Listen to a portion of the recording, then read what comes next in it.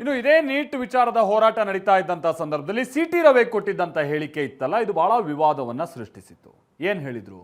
ಮುಲ್ಲಾನಿಗೂ neat ಪರೀಕ್ಷೆಗೂ ಏನು ಸಂಬಂಧ? ಅವ್ರು ಎದೆ ಸಿಗಿದ್ರೆ 3 ಅಕ್ಷರ ಇರಲ್ಲ. ಈ ರೀತಿಯಾದಂಥ ಹೇಳಿಕೆ ಸಂಬಂಧ ಆಲ್ರೆಡಿ ನೋಟಿಸ್ ಜಾರಿ ಮಾಡಲಾಗಿದೆ. ಒಂದು. ಎರಡನೇದಾಗಿ ಸಿಟಿ ರವಿ ಅವರು ಹಿಂದೆ ಮಾತನಾಡ್ತಾ ಇದ್ದಂಥ ಸಂದರ್ಭದಲ್ಲಿ ತಡವರ್ಸೋದು, ಎಟ್ರಾಪಟ್ರ ಮಾತಾಡೋದು, ಅದನ್ನೆಲ್ಲ ಹಾಕೊಂಡು ಟ್ರೋಲು ಮತ್ತೊಂದು ಇದೆಲ್ಲ ಭಾಳ ನಡೀತಾ ಇತ್ತು. ಈಗ ಈ ಬಗ್ಗೆ ಸಮರ್ಥನೆ ಮಾಡ್ಕೊಂಡಿರುವಂಥ MLC ಸಿಟಿ ರವಿ ಅವರು ಒಂದು ವಿಡಿಯೋವನ್ನು ತೋರಿಸಿದ್ರು. ನೋಡಿ, ಈ ವಿಡಿಯೋದಲ್ಲಿ ಇದ್ದಿದ್ದಕ್ಕೆ ನಾನು ಹಿಂಗೆ ಮಾತಾಡಿದ್ದೀನಿ ಅಂತ. ನೋಡಿದ್ರೆ ಆ ವಿಡಿಯೋಗೂ ನೀಟಿಗೂ ಸಂಬಂಧನೇ ಇಲ್ಲ. ಆ ಮುಖ್ಯವಾಗಿ ಮತ್ತೊಮ್ಮೆ ಇಕ್ಕಟ್ಟಿಗೆ ಸಿಕ್ಕಾಕೊಂಡಿದ್ದಾರೆ ಸಿಟಿ ರವಿ ಅವರು. ಈ ವಿಚಾರವಾಗಿ ದೊಡ್ಡ ಹೈಡ್ರಾಮಾ ನಡೀತಾ ಇದೆ. ಯಾಕಂತಂದ್ರೆ ಇವತ್ತು ಪೊಲೀಸರು ಬಂದಿದ್ರು ನೋಟಿಸ್ ಕೊಡುವಂಥ ಸಂದರ್ಭದಲ್ಲಿ. ಆಗ ಅವ್ರ ಬೆಂಬಲಿಗರೆಲ್ಲ ದೊಡ್ಡ ಹೈಡ್ರಾಮಾ ಕ್ರಿಯೇಟ್ ಮಾಡಿದ್ರು. ಬನ್ನಿ ಸಿಟಿ ರವಿ ಅವರ ಮಾತಿನ ಆಫ್ಟರ್ ಎಫೆಕ್ಟ್ ಏನೇನು ಕಂಡು ಬರ್ತಾ ಇದೆ ಈ ರಿಪೋರ್ಟಲ್ಲಿ ನೋಡ್ಕೊಂಡ್ ಬರೋಣ. ಮುಲ್ಲಾನಿಗೂ ನೀಟ್ ಎಕ್ಸಾಮ್ಗೂ ಏನ್ ಸಂಬಂಧ? ಎದೆ ಹೇಳಿದ್ರೆ 3 ಅಕ್ಷರ ಬರಲ್ಲ. ಆತ ಬಂದು ನೀಟ್ ವಿರುದ್ಧ ಹೋರಾಟ ಅಂತೆ, ಮೋದಿ ಹಠಾವಂತೆ. ನಿನ್ನ ಎದೆ ಸೀಳಿದ್ರೆ 3 ಅಕ್ಷರ ನಿಮ್ಮ ಎದೆ ಒಳಗಡೆ ಇಲ್ಲ. ಇದೇ ಮಾತು ಬಿಜೆಪಿ ಪರಿಷತ್ ಸದಸ್ಯ ಸಿಟಿ ರವಿ ಆಡಿದ ಇದೇ ಮಾತು ಈಗ ವಿವಾದದ ಕಿಡಿ ಹೊತ್ತಿಸಿದೆ.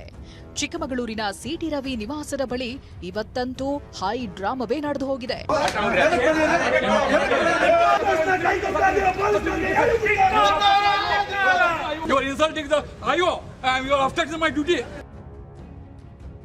ಮುಲ್ಲಾಗಳ ಎದೆ ಸೀಳಿದ್ರೆ 3 ಅಕ್ಷರವಿಲ್ಲ ಎಂದಿದ್ದ ಸಿಟಿ ರವಿಗೆ ಸಂಕಷ್ಟ.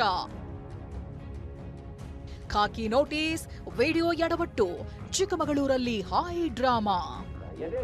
ಜುಲೈ 24ರಂದು ಚಿಕ್ಕಮಗಳೂರಿನಲ್ಲಿ ನಡೆದಿದ್ದ ಪ್ರತಿಭಟನೆ ವೇಳೆ ಸಿಟಿ ರವಿ ನೀಟ್ ಅಕ್ರಮ ಖಂಡಿಸಿ ದೆಹಲಿಯಲ್ಲಿ ನಡೆದ ಪ್ರತಿಭಟನೆ ಕುರಿತು ತಮ್ಮ ಆಕ್ರೋಶ ಹೊರಹಾಕಿದ್ರು.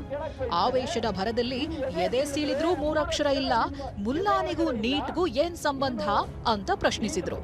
ಈ ಮಾತಿನ ವಿರುದ್ಧ ಚಿಕ್ಕಮಗಳೂರು ನಗರ ಪೊಲೀಸ್ ಠಾಣೆಯಲ್ಲಿ FIR ದಾಖಲಾಗಿತ್ತು.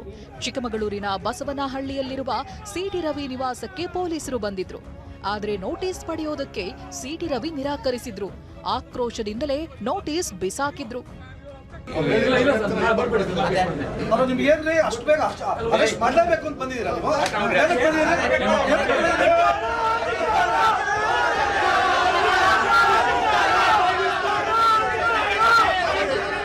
ಈ ವೇಳೆ ಪೊಲೀಸರನ್ನ ಸುತ್ತುವರೆದ ಬಿಜೆಪಿ ಕಾರ್ಯಕರ್ತರು ಧಿಕ್ಕಾರ ಕೂಗಿದ್ರು. ಆಗ ಸಿಟ್ಟಿಗೆದ್ದ ತನಿಖಾಧಿಕಾರಿ ಅಭಯ್ ಪ್ರಕಾಶ್, ನೀವು ಕಾನೂನಿಗೆ ಅವಮಾನ ಮಾಡ್ತಿದ್ದೀರಿ ಅಂತ ಅಸಮಾಧಾನ ಹೊರಹಾಕಿದ್ರು.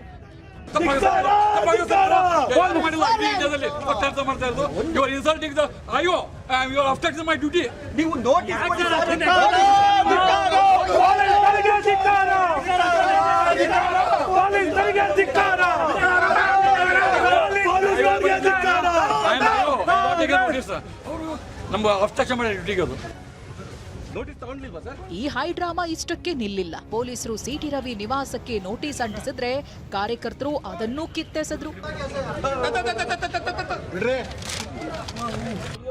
ಇನ್ನು ತಮ್ಮ ವಿವಾದಾತ್ಮಕ ಹೇಳಿಕೆ ಬಗ್ಗೆ ಮಾತನಾಡಿದ ಸಿಟಿ ರವಿ ವಿಡಿಯೋವೊಂದನ್ನ ತೋರಿಸಿದ್ರು. ಆ ವಿಡಿಯೋದಲ್ಲಿ ಅನ್ಯ ಕೋಮಿನ ವ್ಯಕ್ತಿಯೊಬ್ಬ ವಾಹನಕ್ಕೆ ಬೆಂಕಿ ಇಡ್ತಿದ್ದಾನೆ. ಈ ವಿಡಿಯೋ ತೋರಿಸಿದ ಸಿಟಿ ರವಿ, ನಾನು ನೀಟ್ ಹೋರಾಟದ ಈ ವ್ಯಕ್ತಿ ಬಗ್ಗೆ ಮಾತನಾಡಿದ್ದು ಅಂತ ತಮ್ಮ ಹೇಳಿಕೆಯನ್ನ ಸಮರ್ಥಿಸಿಕೊಂಡ್ರು. ನನ್ನ ಹತ್ರ ಒಂದು ವಿಡಿಯೋ ಇದೆ, ಇಲ್ಲಿ ನೋಡಿ. ಈ ಮುಲ್ಲಾ ಜೀಪಿನ ಪೆಟ್ರೋಲ್ ಟ್ಯಾಂಕಿಗೆ ಕಡ್ಡಿಗೀರಿ ಬೆಂಕಿ ಹಾಕ್ಲಿಕ್ಕೆ ಹೋಗ್ತಾ ಇದ್ದಾರೆ. ಈ ಮುಲ್ಲಾನ್ ಬಗ್ಗೆನೇ ನಾನು ಹೇಳಿದ್ದು. ಆದ್ರೆ ಇಲ್ಲೇ ನೋಡಿ ಸಿಟಿ ರವಿ ಎಡವಟ್ಟು ಮಾಡಿಕೊಂಡಿರೋದು. ಬಿಹಾರದ ರಸ್ತೆ ಅಪಘಾತದ ವಿಡಿಯೋವನ್ನ ನೀಟ್ ಹೋರಾಟದ ವಿಡಿಯೋ ಅಂತ ಬಿಡುಗಡೆ ಮಾಡಿದ್ದಾರೆ.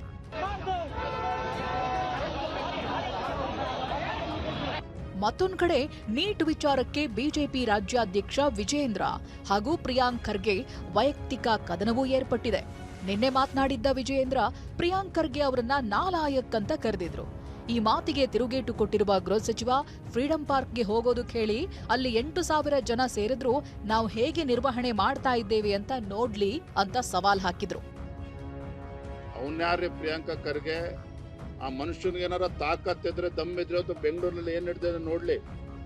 ವಿದ್ಯಾರ್ಥಿಗಳ ಹೋರಾಟದ ನೆಪದಲ್ಲಿ ಇವತ್ತು ಉಮರ್ ಖಾಲಿದ್ ಶಾರ್ಜಿಲ್ ಇಮಾಮ್ ಜಿಂದಾಬಾದ್ ಅಂತೇಳಿ ಘೋಷಣೆ ಕೂಗ್ತಾ ಇದ್ದಾರೆ. ಈ 4 ಗೃಹ ಸಚಿವ ಎಲ್ಲಿ ಮಲ್ಕೊಂಡಿದ್ದಾನೆ ಅವನು ಅದನ್ನ ಕೇಳಿ. ಅಸಮರ್ಥ ಇದ್ದೀನಿ ಅಂದ್ಬಿಟ್ಟು ತೋರಿಸ್ಲಿಕ್ಕೆ ವಿಜೇಂದ್ರ ಅವರಿಗೆ ಫ್ರೀಡಮ್ ಪಾರ್ಕಿಗೆ ಹೋಗೋಕೆ ಹೇಳಿ. ಇವತ್ತೆಲ್ಲ ಸೇರ್ತಾ ಇದ್ದಾರೆ, ಒಂದು 8-10 ಸಾವಿರ ಜನ ಸೇರ್ತಾ ಇದ್ದಾರೆ ಅಲ್ಲಿ. ಧರ್ಮೇಂದ್ರ ಪ್ರಧಾನ್ ಅವ್ರ ಬಗ್ಗೆ ಈ ರಾಜೀನಾಮೆಯನ್ನು ಆಚರಿಸ್ಲಿಕ್ಕೆ ಹೋಗಿ ನೋಡೋಕೆ ಕೇಳಿ ವಿಜೇಂದ್ರ ಅವರಿಗೆ. ನಾನು ಲಾಯಕ್ಕು ನಾಲಾಯಕ್ಕು ಅದೆಲ್ಲ ಸೆಕೆಂಡ್ರಿ, ಫಸ್ಟ್ ನೋಡೋಕೆ ಹೇಳಿ. ರಾಜೀನಾಮೆ ನಾನು ಕೊಟ್ಟಿಲ್ಲ, ಧರ್ಮೇಂದ್ರ ಪ್ರಧಾನ್ ಕೊಟ್ಟಿರೋದು. ಈ ನಡುವೆ ನೀಟ್ ಎಕ್ಸಾಮ್ ವಿರುದ್ಧ ಸಹಿ ಅಭಿಯಾನ ಶುರುವಾಗಿದೆ.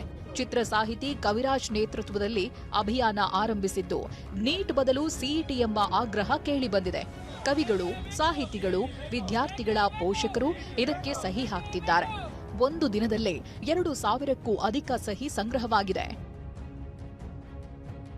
ಅಶ್ವಿತ್, ಟಿವಿ9, ಚಿಕ್ಕಮಗಳೂರು.